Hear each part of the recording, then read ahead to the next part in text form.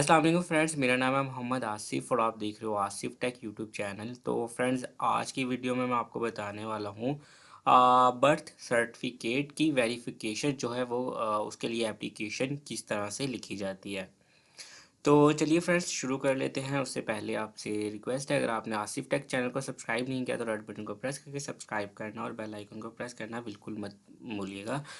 तो चलिए फ्रेंड्स, अभी वीडियो की तरफ आते हैं। तो ये मेरे पास फाइल है, ये सॉफ्ट फाइल जो है आपको नीचे डिस्क्रिप्शन में लिंक मिलेगा, वहाँ से जाके इन पेज की सॉफ्ट फाइल आप अपने कंप्यूटर में डाउनलोड कर सकते हैं, ठीक है।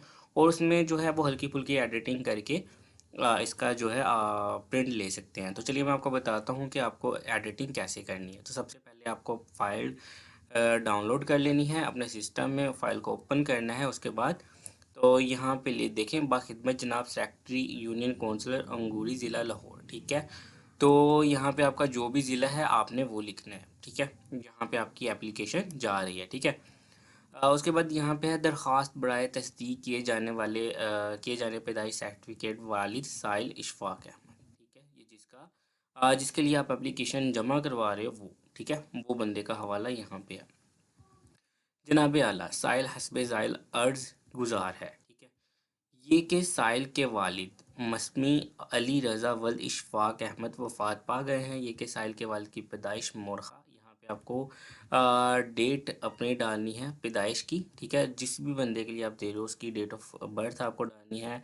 उसके बाद उसका रजिस्ट्रार नंबर, ठीक है। उसकी जो पैदाइश का सर्टिफिकेट होगा और उसके ऊपर ये सारी चीज़ें आपको मिल जाएंगी।